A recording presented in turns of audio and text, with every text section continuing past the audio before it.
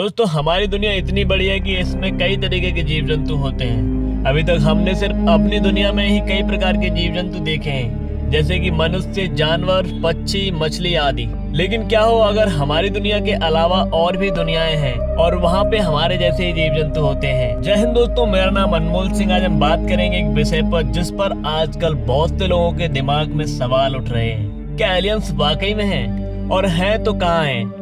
Do aliens really exist? And if yes, where are they? विज्ञान के अनुसार हमारी दुनिया में लगभग 100 अरब से अधिक तारे होते हैं। इन तारों के आसपास लगभग 40 अरब ग्रह होते हैं। कुछ ग्रह धरती से बहुत दूर होते हैं जिनमें जीव जंतु होने की संभावना होती है। वैज्ञानिक अनुसंधान के माध्यम से इन ग्रहों पर जीवन के अस्तित्व की संभावना की जांच की जाती है। अब तक कुछ ग्रहों पर जीव जंतु के संकेत मिले हैं, लेकिन कुछ भी निश्चित नहीं है, इसलिए इस वजह पर अधिक अनुसंधान की जरूरत है। दोस्तों नासा के अनुसार अब तक लगभग 4000 से अधिक ग्रह ढूंढ निकाले हैं जिनमें जीव जंतु होने की संभावना है, लेकिन अभी तक ठोस प्रमाण नहीं मिल पाया है कि सच में वहाँ पे जीव जंतु है कि नहीं। कुछ विद्वानों का मानना है कि एलियन सच में है और हमारे साथ एक साथ दुनिया में रह रहे हैं, लेकिन उनकी शक्ल या रूप हमारे दिमाग से बिल्कुल अलग होते हैं। उनकी शक्ल, व्यवहार और तरीके हमारे से बिल्कुल अलग होते हैं। और फिर कुछ विद्वानों का ये भी मानना है कि एलियंस हमारे दुनिया के अलावा किसी और गैलेक्सी में हैं और हमारे से बहुत दूर हैं, जिसके कारण हम उन्हें अभी तक ढूंढ नहीं पाए हैं। तो इन सभी बातों को ध्यान में रखकर हम कंक्लूड कर सकते हैं कि हाँ, एलियंस की संभावना तो है, लेकिन अभी तक हमारी दुनिया में उन्हें ढूंढना असंभव है। पर आने वाले समय में जब हमारे विद्वानों और अनुसंधानों क्षेत्रों में और वृद्धि होगी, तब शायद हम एलियंस के बारे में अधिक जानकारी प्राप्त कर पाएंगे। दोस्तों यह सभी बातें अनुसंधान के आधार पर है। अभी तक किसी भी एलियंस की सैद्धांतिक प्रमाणिकता प्राप्त नहीं हुई है,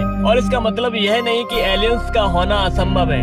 हमारे यूनिवर्स में इतनी बड़ी दुनिया है कि यह संभव है कि कहीं न कहीं हमारे जैसे दूसरे जीव जंतु मौजूद हो सकते हैं। विज्ञान और टेक्नोलॉजी की वृद्धि के साथ साथ हमारे विद्वान और रिसर्चर्स उन्हें खोजने और उनके बारे में अधिक जानकारी प्राप्त करने के लिए कार्यरत हैं। जैसे कि नासा और ईएसए ने कई मिशन लॉन्च किए हैं, जैसे कि केपलर और टीईएसएस, जिनकी मदद से हम ऐसे ग्रहों को खोज रहे हैं जहाँ पे जीव जंतु हो सकते हैं। लेकिन इसमें एक बात है, लोगों का मानना है कि एलियंस के होने की संभावना ही नहीं है और उन्हें सिर्फ साइंस फिक्शन की दुनिया में ही रहने देना चाहिए।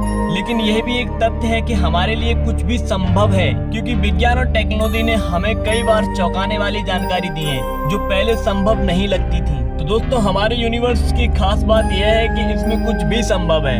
अगर हमें जीवन के भरोसे के साथ हम इस बात को समझते हैं कि हमारे यूनिवर्स में कई नए राज हैं जो हमारे सामने हैं, तो शायद हम कभी न कभी एलियंस के बारे में अधिक जानकारी प्राप्त कर पाएंगे। एलियंस के बारे में प्रश्न उठाने के साथ साथ लोगों के दिमाग में एक और प्रश्न उठता है कि एलियंस हमारे लिए कितने खतरनाक होते हैं। इस प्रश्न का उत्तर देने के लिए हमारे पास कोई सैद्धांतिक प्रमाण नहीं है, और कुछ लोगों का मानना है कि एलियंस दोस्ती भावना से आएंगे और कुछ लोगों का मानना है कि उनके आने से हमारे लिए खतरा हो सकता है। लेकिन अगर हम एलियंस के होने की संभावना मान लेते हैं तो उनके आने का कोई स्पेसिफिक तरीका या प्रकार नहीं पता है, इसलिए उनकी प्रकृति और व्यवहार के बारे में सिर्फ थ्योरीज हैं। कई साइंटिस्ट का मानना है कि जैसे हमारे जीवन का एवोल्यूशन हुआ है, वैसे ही दूसरे जीव जंतु का भी एवोल्यूशन हुआ होगा और वह भी अपनी तरह के तरीके से जीवित रहेंगे। तो अगर एलियंस हमारे जैसे हों तो वो हमारे साथ मिलकर दुनिया की समस्याओं को सुलझाने में हमारी मदद कर सकते हैं और हमारी तरक्की में और भी सहायक हो सकते हैं। इसके अलावा वो हमारे लिए नए विज्ञान और टेक्नोलॉजी का उद्घाटन भी कर सकते हैं। लेकिन अगर एलियंस हमारे से अलग प्रकृति के होते हैं तो उनसे संपर्क कर पाना बेहद मुश्किल होगा।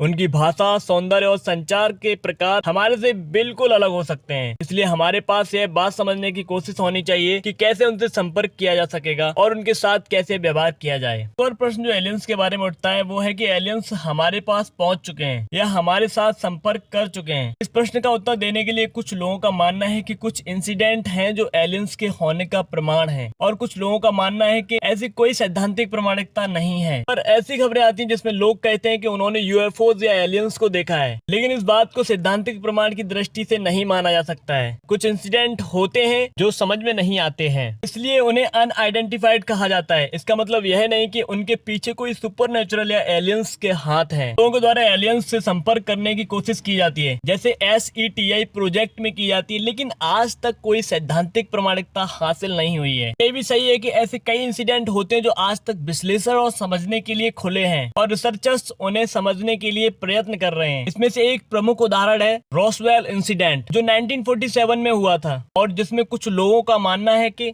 वहां एक यूएफओ क्रैश हुआ था जिसमें एलियंस मौजूद थे। दोस्तों, जैसे कि हमने पहले भी कहा है कि एलियंस होने के बारे में कोई सैद्धांतिक प्रमाण नहीं मिल पाया है और इसलिए उन्हें संभावना को सिर्फ थ्योरीज के रूप में ही माना जाता है। तो एलियंस के बारे में अभी तक कई प्रश्न खुले हैं और रिसर्चर्स और साइंटिस्ट उन्हें समझने और प्रमाणित करने के लिए प्रयत्न कर रहे हैं, लेकिन अभी तक कोई सैद्धांतिक प्रमाणिकता उनके होने या संपर्क के बारे में नहीं मिली है। दोस्तों, मैं आशा करता हूँ आपको ये वीडियो पसंद आई होगी। अगर आपका कोई सवाल है तो कमेंट में टाइप जरूर करें। इसी प्रकार की डेली वीडियोस देखने के लिए मेरे चैनल को सब्सक्राइब जरूर करें। मिलते हैं नेक्स्ट वीडियो में। जय हिंद।